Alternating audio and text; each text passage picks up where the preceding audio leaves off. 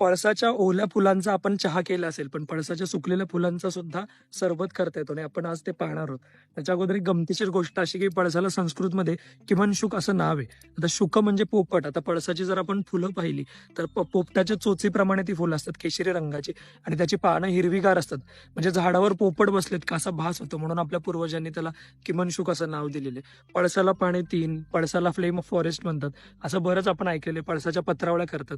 पण त्याचं सरबत पिल्यानंतर आपल्या शरीरामध्ये थंडावा जाणवतो. पळसाच्या फुलांचा लेप करून जर आपण ओटीपोटावर तो बांधला तर आपल्याला लघवी संदर्भात ज्या काही समस्या असतात त्या सुद्धा दूर होण्यास फायदा होतो. ही माहिती मला माझे मित्र पुष्कर वाघ वैद्य आहेत त्यांनी सांगितले.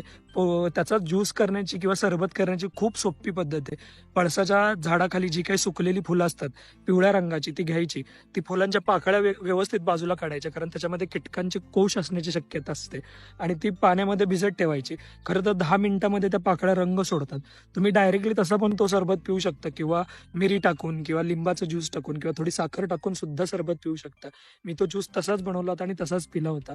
चवीला फार काही वेगळा लागत नाही, पण हा शरीरामध्ये थंडावा जाणवतो एवढं मात्र नक्की. आणि तुम्हाला माझ्या मागे दिसतं हे पळसाचंच झाड आहे. आता सुकलेलं, त्याने पानगळती केलेली आणि इथे सगळीकडे त्याची फुलं पसरलेली आहेत. तर हे नक्की ट्राय करा आणि आम्हाला कमेंटमध्ये जरूर सांगा. धन्यवाद. आरोग्य धनसंपदा.